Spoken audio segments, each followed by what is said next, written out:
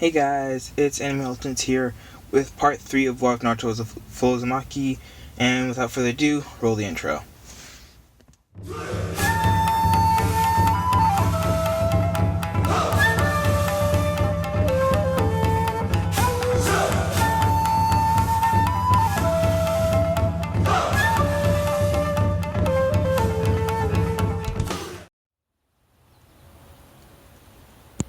So, recap. What happened last time was that Naruto was in the hospital and Kakashi had asked him where he had learned the flying Raijin.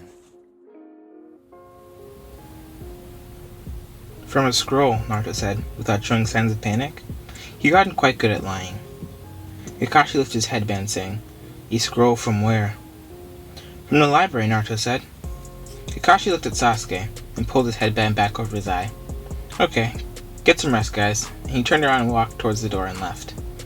"Naruto," Sasuke asked, immediately after Kakashi had left, "where did you really get that scroll?" "From the library, like I said," Naruto said. He still felt Kakashi's chakra behind the door. Sharingan Genjutsu, he thought to himself, in suspect. And Sasuke won't remember a thing because the Sharingan Genjutsu and Sakura is asleep.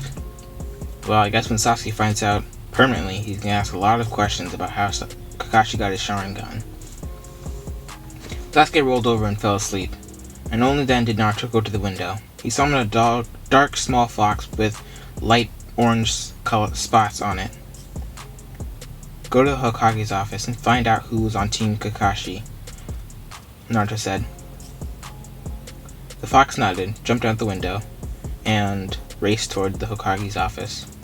Naruto needed to know who was on a team with Kakashi. It'd be quite interesting to know. And also, he could use it to better understand Kakashi. The following days, Team 7 went on a ton of D-rank missions and the occasional C-rank. The day Naruto got to the Hokage Tower first, it was finally another C-rank mission that day. The Lord had given them a C-rank mission once every 2 weeks, and it was finally that time again.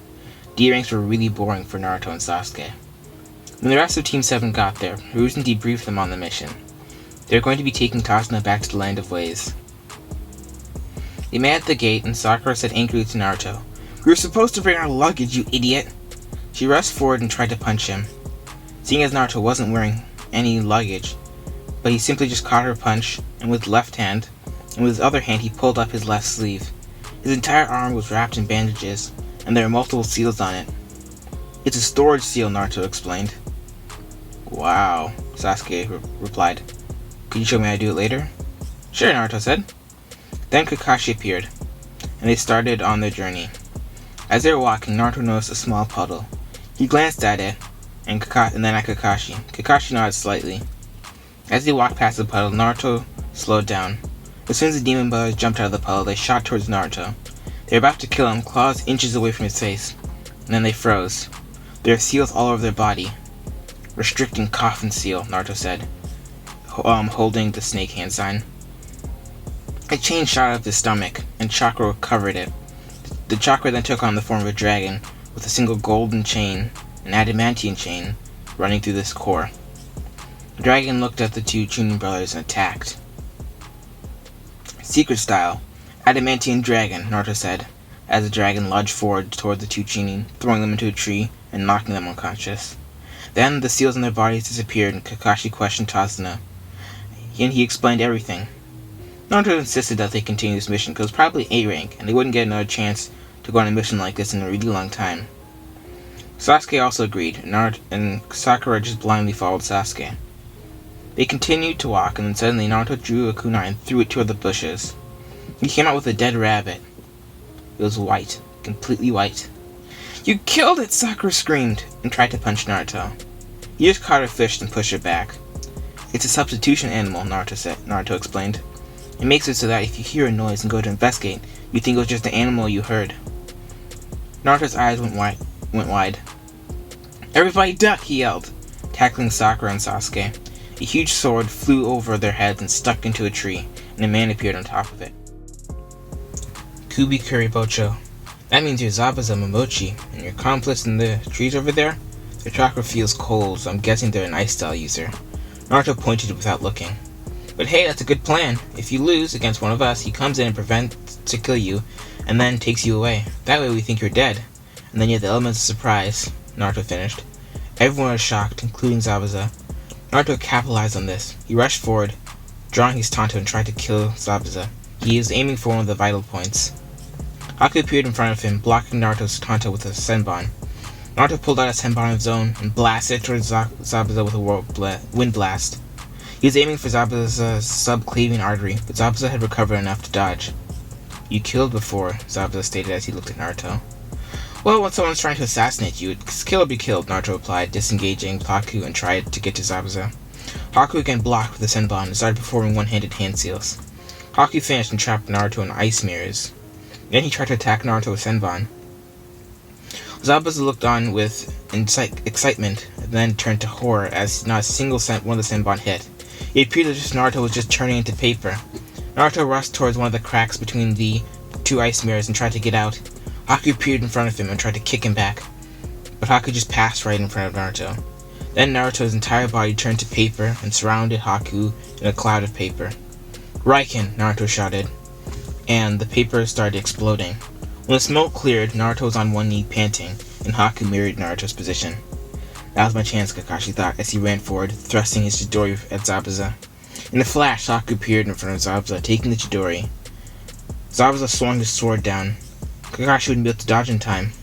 Just before it reached Kakashi, Naruto blocked with his Tanto, pushing Kakashi out of the range and throwing a Senbon on Zabuza. The Senbon found its mark in Zabuza's subclavian artery as Zabuza collapsed. Naruto's Tanto broke just as Zabuza collapsed. Please take me to Haku, Zabuza asked. Kakashi obliged, and before Zabuza died, he said, Naruto, please take Kubi Kurabocho. You've proven that you're skilled with Kenjutsu, and also your Tanto broke. Naruto nodded and strapped Kurabocho to his back as the light faded from Zabuza's eyes. Everything goes according to up until canon, until the bridge. Haku and Zabuza aren't there, and Gaara shows up. This time, Naruto kills him with the Executioner Blade. Team 7 then says goodbye to Tazuna, and they walk back to the Leaf in silence. Everybody goes home, and the next day Naruto runs into Kankuro bullying Konohamaru. You should probably put him down, Naruto said in a light-hearted tone. Make me, Kankuro says cockily. Put him down, Naruto said, his voice deadly quiet, or I'll kill you, letting some of his killer intent out, shocking and both scaring Kankuro and Temari. You're crazy, Kankuro said, taking a step back. He's just like Gaara, Kankuro said to Temari. Leaning his head slightly to the right, Naruto said, I'm not crazy. My reality is just slightly different from yours. Let's go, Konohamaru. Oh, and you in the trees? You should really keep your teammates on a tighter leash. Gaara then appeared in front of Temari and Kankuro and asked, what's your name? Naruto, Naruto responded and walked away. He stopped a little bit away. Oh, and I hope to see you later in the Chunin exams, Naruto called over his shoulder. Later that day, Team 7 were climbing the stairs to the first exam. When they got to the second floor, they saw a crowd. They saw two genin blocking the doors, and Team 7 walked up and said why they were guarding the doors. We're on the wrong floor anyway, Naruto said. They saw through my genjutsu, one of the genin said, and attacked Naruto. No one saw Naruto move, but the genin flew back into the doors. I wouldn't try that again, Naruto said nonchalantly. Come on guys, let's go, Naruto said as Team 7 started to leave. Wait, Rock Lee said. I would like to challenge you. I am Rock Lee. No thanks, Naruto said. Just don't lose in the Chunin exams and we'll fight. Wait, another voice called. Where'd you get that sword? It looks like one of the 7 legendary swords of the Hidden Mist. That's because it is, Naruto replied. And to answer your first question, I had to kill for it. Such is the way of the ninja world. Your first exam goes the same as in canon, and then they go to the Forest of Death. As soon as they started, Naruto used the Earth Scroll they have to find the nearest Heaven Scroll. It was sort of like a magnetic thing. He quickly just disposed of the opposing team and took their scroll. Team 7 then took off towards the center of the forest. They reached there at the same time as Gaara's team, who were surprised to see someone who made it there as fast as them. 5 days later, the preliminaries are here and the matchups are the same, except Sasuke and Lee are facing each other, and Yori Kado and Kiba are facing each other. Lastly, Naruto and Gaara are also facing each other. Sasuke loses to Weightless Lee, but surprisingly isn't upset. He uses his fuel to get stronger. Also, Kakashi said he would teach him a powerful jutsu after this, so that kinda made up for the loss. Yoroi and Kiba have a double knockout, with Kiba using Fang over Fang, and Yoroi sucking his chakra out as they both crash to the ground. Now, Gaara and Naruto's fight. In the beginning, Naruto is just dodging and trying to find an opening, but then he's trapped in the sand coughing, and Gaara getting lost in the moment, transformed into his tail beast state, crushing Naruto. He'll never win, Tamari remarks cockily, though slightly scared of this new Gaara. Gaara then started tightening the sand coffin even more. Kakashi-sensei, aren't you going to help Naruto? Sasuke asked, concerned, as the coffin grew ever tighter. No, Kakashi responded. He told me not to do it, even if he dies. Kakashi wouldn't have to resort to that. He'd step in if he really sensed Naruto was in danger, but something told him Naruto would be alright. The coffin then suddenly exploded, and when the sand cleared, standing where Naruto was a figure covered in red and black, with fox-like ears. 5 tails, Hinata said quietly. He must really be feeling the pressure. What do you mean, Kakashi asked. Well, Naruto rarely resorts to using the Nine Tails cloak, and when he does, never to the version 2 state. You'll see why after this, when it's done. Hinata responded. Naruto disappeared and reappeared in front of Gaara. Fox Lariat! Naruto yelled, and slamming his arm into Gaara's throat and sending him flying back. Green flames appeared at the end of Naruto's fingertips on his right hand. And he repeated above Gaara and slamming his fingers onto Gaara's stomach shouted, 5-prong seal! Everyone in the stadium was shocked as Gaara's sand form melted away. Hiruzen thought, how does he know the 5-prong seal? Most Jonin can't even do it. What did you do to me? Gaara asked. I made it so that you're in control, Naruto said as Gaara no longer looked crazed. I can finally think, Gaara said. Thank you. If you need help controlling Shikaku, I could show you how later, Naruto continued. Gaara nodded slightly. I forfeit, he said. The winner of this match is Naruto Uzumaki, the proctor said. The version 2 cloak faded away, revealing that Naruto had his first-degree burns all over his body. He managed to make it back to the stands, with Gaara, who stood by him as they were watching the rest of the matches. That's what I mean, Hinata said, gesturing to Naruto's burns. A medical ninja tried to take Naruto to the medical wing, but Naruto refused, saying that his wounds are already healing. The ninja left, and the proctor called the last match. Hinata Hyuga versus Neji Hyuga.